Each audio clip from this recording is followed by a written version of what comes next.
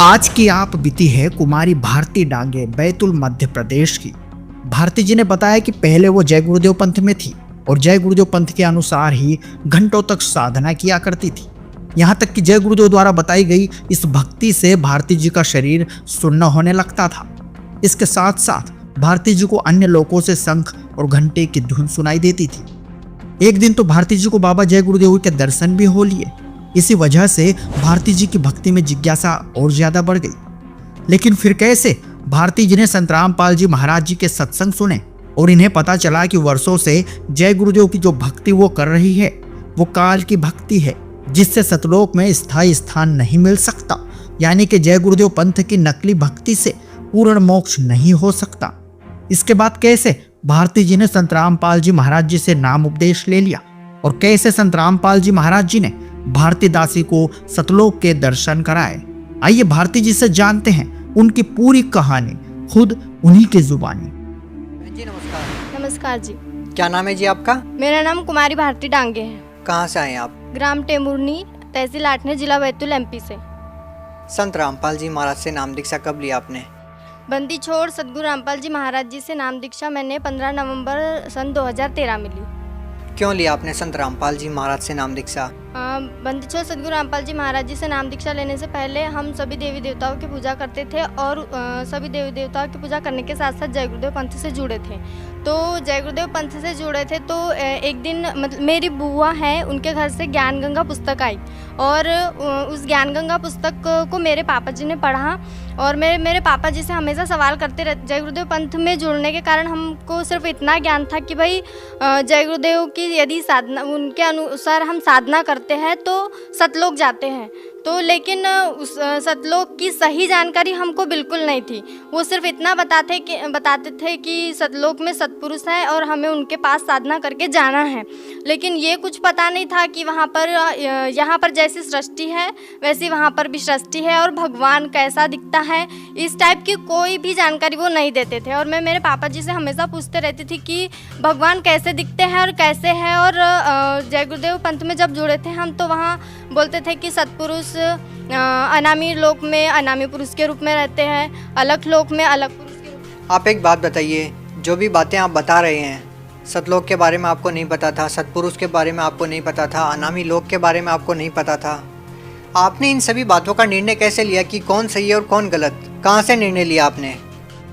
जब ज्ञान गंगा पुस्तक हमारे घर पर आई तो मेरे पापा जी ने बरसात के टाइम में उस ज्ञान गंगा पुस्तक को पढ़ना चालू किया। क्योंकि आप एक और बात बताइए यहाँ पे कि जितने भी संत रामपाल जी महाराज के अनुयायी हैं वो ज्ञान गंगा पुस्तक का हवाला देते हैं। हम आपसे ये पूछना चाहते हैं कि आखिर ज्ञान गंगा पुस्तक को इतना ऑथेंटिक कैसे माना जाता है? क्यों हर बात जो ज्ञान गंगा पुस्तक में लिखी होती है उसको ही सच माना जाता है? क्योंकि ज्ञान गंगा पुस्तक में जो कुछ भी लिखा है वो ऐसे ही किसी ने भी बोल दिया और ऐसे ही नहीं लिख दिया गया है। जो भी ज्ञान गंगा पुस्तक में लिखा है तो ये जो हम बोलते हैं कि भाई हम हिंदू धर्म से बिलोंग करते हैं, कोई बोलता है कि हम मुस्लिम धर्म से बिलोंग करते हैं, तो ये जितने भी धर्म है तो ये सभी धर्मों का कोई ना कोई आधार है और इनका आधार इनके सदग्रंथ है। तो सभी धर्म के जितने भी सदग्रंथ हैं उन सभी सदग्रंथों का उसमें प्रूफ है, ना कि किसी की कही सुनी बातें लिखी है।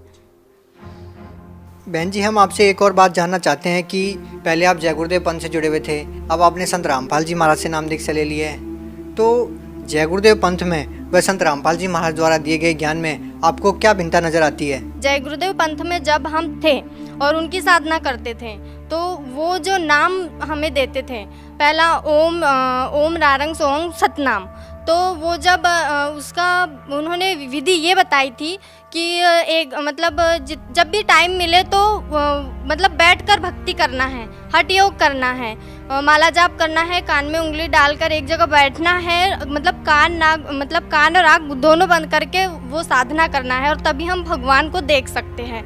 तो क्या होता था कि जब मैं जय गुरुदेव की साधना करने लगी, मैं जब 7th क्लास में थी तब मैंने वहाँ से नामोपदेश लिया था और उसके बाद साधना करना स्टार्ट किया। तो मैं सिर्फ शाम में रात में 1 घंटा या 1.5 घंटा उस साधना को कर पाती थी और उसके बाद वो साधना करने के बाद में मुझे मतलब मेरा शरीर सुन्न हो जाता था, आधा सुन्न हो जाता था और मुझे घंटे और शंख की आवाज़ भी सुनाई देती थी। और एक बार मुझे बहुत ज़्यादा तेज़ बुखार आ गया था और उसके बावजूद भी मैंने मतलब कथड़ी ओढ़कर, रजाई ओढ़कर वो साधना की और उस दिन मुझे जय गुरुदेव के दर्शन हुए। तो जो भी जय गुरुदेव पंथ से जुड़े हैं उन सब से मैं गुजारिश करूंगी कि कृपया ज़रा गौर फरमाइए और ज़रा ध्यान से सुनिए कि जय गुरुदेव पंथ में मैं जब जुड़ी थी तब मेरे साथ क्या हुआ और उस मतलब सही साधना की तरफ मैं कैसे खिंचाई। तो जब जय गुरुदेव के दर्शन हुए तो उसके बाद उस दिन के बाद में मैंने उस साधना का टाइम दुगना कर दिया। सुबह भी मैं 1-1.5 घंटा साधना करती थी और शाम को भी। और इस बात के यदि किसी को लगता है कि मैं झूठ बोल रही हूँ तो मैं बचपन KG 1 से 10th तक मामा जी के घर पे पढ़ी। तो मामा जी का गांव मेरा ससुंदरा है जो डिस्ट्रिक्ट बैतूल में ही पड़ता है, तो कोई भी पूछ सकता है वहाँ जाकर। और जब मैं साधना करती थी उसके बाद में मेरे घर पे मैं 10th के बाद में मैं मेरे घर पर आई टेम्बुर्नी और उसके बाद पापा जी ने ज्ञान गंगा पुस्तक पढ़ी और फिर उसमें हमको सतलोक के बारे में जानकारी हुई कि सतपुरुष कौन है और वो कैसे है और कौन मतलब उनका नाम क्या है। उसका पता चलने के बाद उसमें ज्ञान गंगा पुस्तक में एक चैनल का नाम लिखा हुआ था जिस पर बंदीछोर सद्गुरु रामपाल जी महाराज जी का सत्संग आता है। हम सब लोग सत्संग सुनने गए। वहाँ सत्संग में हमने देखा एक दिन प्रसंग आया कि भाई राधा स्वामी पंथ के बारे में बता रहे थे वो, और उन जगतगुरु तत्वदर्शी संत रामपाल जी महाराज जी ने ये बताया कि राधा स्वामी पंथ से ही निकली एक शाखा जय गुरुदेव पंथ, जय गुरुदेव है। तो मतलब ये राधा स्वामी और जय गुरुदेव ये एक ही पंथ हुआ।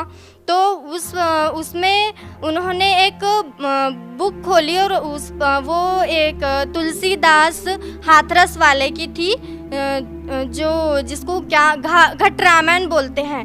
तो उसमें लिखा था कि पांचों नाम काल के जानो और तब दानी मन शंका आनो, उसमें ऐसा लिखा था।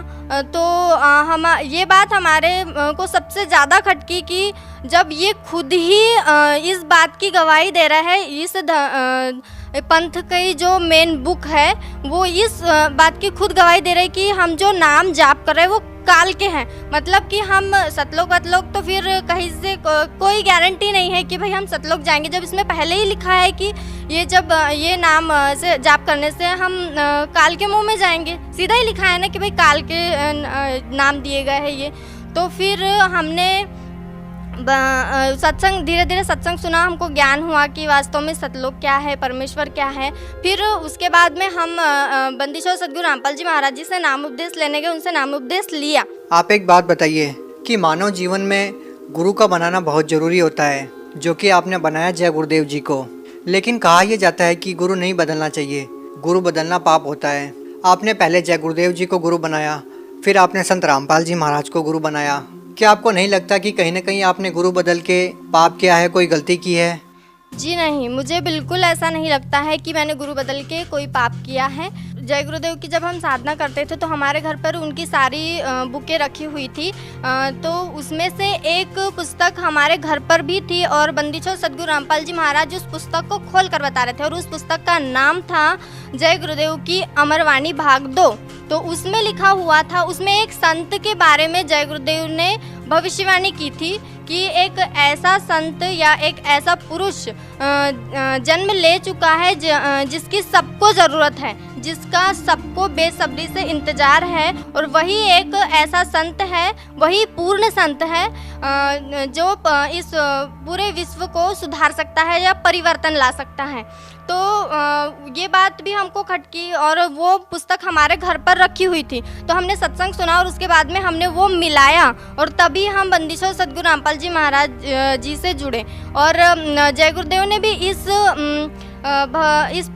महान पुरुष की भविष्यवाणी की है, तो इसमें तो फिर कोई शक की गुंजाइश ही नहीं होती कि हमने गुरु बदल लिया या हमने गुरु की आज्ञा का पालन किया नहीं किया। जय गुरुदेव ने भी कहा था कि जब वो संत, यदि मैं उस संत का पता बता दूं तो सब लोग वहाँ पर भीड़ कर देंगे, अभी से भीड़ करना प्रारंभ कर देंगे और जनता को संभालना मुश्किल हो जाएगा। यहाँ पे हम आपसे एक और बात जानना चाहते हैं कि आपने जय गुरुदेव जी से नाम दीक्षा लेने के बाद संत रामपाल जी महाराज से नाम दीक्षा ली। ये तो रही आध्यात्मिक मार्ग की बात। लोग भक्ति इसलिए करते हैं कि उनको शारीरिक लाभ भी हो, मानसिक लाभ हो, आर्थिक लाभ हो। आपको संत रामपाल जी महाराज से नाम दीक्षा लेने के बाद क्या लाभ मिले? सब लोग आध्यात्मिक लाभ को तो बाद में ही गिनते हैं, पहले तो आर्थिक शारीरिक लाभ को या मानसिक लाभ को पहले देखते हैं। तो मैं उस चीज़ को पहले बताना चाहूँगी कि मुझे बंदी छोड़ सद्गुरु रामपाल जी महाराज जी की शरण में आने से पहले जो ये मधुमक्खी होती है, जो इसके काटने से मुझे बहुत मतलब एलर्जी थी, उससे रिएक्शन होता था, बहुत ज़्यादा खुजली होती थी और बहुत ज़्यादा मतलब इस शरीर के पूरे पार्ट अंदर से भी खुजली होती थी और जलन महसूस होती थी। मैं एक जगह खड़ी भी नहीं रह सकती थी, इतनी प्रॉब्लम होती थी मेरे को। और जब मैं ससुंदरा में थी तब भी मुझे एक बार ततैया की मक्खी मतलब मधुमक्खी ने काटा था और तब भी मेरे साथ ऐसा ही हुआ था और मुझे डॉक्टर के पास मेरे नाना जी ने गोद में उठा के लेके गए थे और इस बात के वो भी गवाह हैं। अगर किसी को शक हो तो जाकर पूछ सकते हैं। और अब रही बात बंदी छोड़ सद्गुरु रामपाल जी महाराज जी के शरण में आने के बाद की, तो मुझे बंदी छोड़ सद्गुरु रामपाल जी महाराज जी के शरण में आने के बाद मुझे एक बार ततैया की मक्खी ने काटा और उसका रिएक्शन भी हुआ।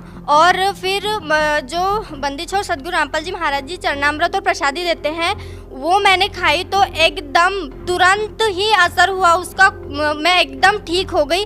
जबकि उनसे नाम उपदेश लेने से पहले जब तक मैं गोली दवाई नहीं लेती थी, मुझे इंजेक्शन नहीं लगते थे, तब तक मुझे आराम नहीं होता था। और आर्थिक स्थिति अच्छी हो गई, बहुत अच्छी हो गई। हमने कभी सपने में भी नहीं सोचा था कि हमारा घर बनेगा, तो परमात्मा की दया से हमारा बहुत अच्छा घर बन चुका है, गांव में सबसे अच्छा घर है। और बंदी छोड़ सद्गुरु रामपाल जी महाराज जी की शरण में आने से पहले मेरे पापा जी नशा करते थे, तंबाकू गुटखा बहुत ज़्यादा सेवन करते थे और उसकी वजह से मेरे पापा जी के दांत टूट गए हैं सामने के। तो अब खाना खाने में प्रॉब्लम होती है। तो बंदी छोड़ सद्गुरु रामपाल जी महाराज जी के शरण में आने के बाद उन्होंने नशा कम्प्लीटली छोड़ दिया है और अब हम बहुत अच्छे से रह रहे हैं, कोई किसी प्रकार का कलेश घर में नहीं होता है और अब सुखी जीवन जी रहे हैं। बंदी छोड़ सद्गुरु रामपाल जी महाराज मुझे सतलोक लेके गए और जब मैं सतलोक में गई तो परमात्मा मेरे आगे आगे चल रहे थे। दोनों तरफ पहाड़ी थी, वहाँ पर बहुत अच्छे पेड़ पौधे लगे थे और उन पेड़ पौधों में से छोटी छोटी ऐसी रोशनी बहुत प्यारी निकल रही थी। और उसमें से एक पौधे को मैंने छूकर देखा था तो वो इतना सॉफ्ट था कि आज तक मैंने ऐसी कोई भी चीज़ को हाथ मतलब छूकर देखा तो मतलब ऐसी सॉफ्टनेस मुझे यहाँ पर फील नहीं हुई। तो बंदी छोड़ सद्गुरु रामपाल जी महाराज मेरे सामने चल रहे थे और मैं उनके पीछे जा रही थी। पानी के ऊपर से चल रहे थे हम लोग और फिर बंदी छोड़ सद्गुरु रामपाल जी महाराज जी ने मुझे कबीर साहिब जी के सिंहासन के पास ले गए और वहाँ पर बंदी छोड़ सद्गुरु रामपाल जी महाराज जी कबीर साहिब के सिंहासन के साइड में खड़े हो गए और मैं उनके सामने कबीर साहिब के सामने खड़ी थी। तो क्या हुआ, देखते ही देखते क्या हुआ कि बंदी छोड़ सद्गुरु रामपाल जी महाराज कबीर साहिब के शरीर में समा गए और फिर अकेले कबीर परमात्मा रह गए। फिर कबीर परमात्मा का शरीर बंदी छोड़ सद्गुरु रामपाल जी महाराज जी के रूप में चेंज हो गया। फिर बंदी छोड़ सद्गुरु रामपाल जी महाराज जी कबीर साहिब के रूप में चेंज हो गए। फिर तब मुझे वहाँ पर समझ आया कि जो बंदी छोड़ सद्गुरु रामपाल जी महाराज जी हमारे बीच यहाँ धरती पर रह रहे हैं, यही खुद कबीर परमात्मा है और यही भगवान है जिसे मैं बचपन से तलाश रही थी। तो मैं जय गुरुदेव पंथ से जितने भी लोग जुड़े हैं और वो बैठकर साधना कर रहे हैं और अपना समय बर्बाद कर रहे हैं और अपना शरीर गला रहे हैं, तो मैं उन सबसे प्रार्थना करना चाहूँगी कि आप एक बार बंदी छोड़ सद्गुरु रामपाल जी महाराज जी की शरण में आए और जिस सतपुरुष की, जिस परमात्मा को देखने के लिए, उनसे मिलने के लिए आप तरस रहे हैं, वो बंदी छोड़ सद्गुरु रामपाल जी महाराज जी धरती पर आ चुके हैं। परमात्मा कबीर साहब आ चुके हैं और वो आपके लिए पल के बिछाए खड़े हैं। आप भगत समाज को क्या संदेश देना चाहेंगी? आप एक महिला होने के नाते उन महिलाओं को क्या कहना चाहेंगे, उन लड़कियों को क्या कहना चाहेंगे जो अपने पिताजी अपने पति के नशे को लेकर बहुत परेशान रहते हैं, उन लोगों को क्या कहना चाहेंगे? मैं उन सभी माताओं बहनों को सिर्फ यह प्रार्थना करना चाहती हूँ कि यदि आप अपने पापा जी का या भाई का नशा छुड़वाना चाहते हैं तो आप बंदीछोड़ सद्गुरु रामपाल जी महाराज जी जो ज्ञान बताते हैं चैनल पर सत्संग आता है, तो आप उनका ये सत्संग सुनकर देखें और आपके घर पे जो भी धार्मिक सदग्रंथ रखे हुए, चाहे वो हिंदू धर्म के हो, चाहे मुस्लिम धर्म के हो, चाहे अन्य किसी भी धर्म के हो, बंदीछोड़ सद्गुरु रामपाल जी महाराज जी सभी धर्मों के सदग्रंथों को खोल कर दिखाते हैं। ऐसा नहीं कि भाई उन्होंने बोल दिया या हमने सुन लिया बस यही तक ख़त्म नहीं हो जाती उनकी बात, वो खुद खोल के दिखाते हैं और आप उन सदग्रंथों को अपने घर पर मिला सकते हैं यदि आपको किसी भी प्रकार का डाउट है तो। और आप यदि अपने भाई पापा, मतलब आज तो ऐसा समाज हो गया है कि बहनें भी नशा करने लग गई हैं, भाइयों की तो बात ही छोड़ो। तो यदि कोई आप खुद नशा छोड़ना चाहते हैं या किसी का छुड़वाना चाहते हैं तो आप बंदीछोड़ सद्गुरु रामपाल जी महाराज जी का सत्संग देखिए, तब आपको ज्ञान होगा कि ये नशा कैसे छूटता है और कौन छुड़वा सकता है। तो आप बंदीछोड़ सद्गुरु रामपाल जी महाराज का सत्संग सुनकर ज्ञान समझकर उनकी शरण ग्रहण कीजिए, भक्ति कीजिए, तभी इन सभी दुखों से आपको छुटकारा मिल सकता है। बहुत बहुत धन्यवाद। हाँ जी, सत्य घटना, सत्य गीत,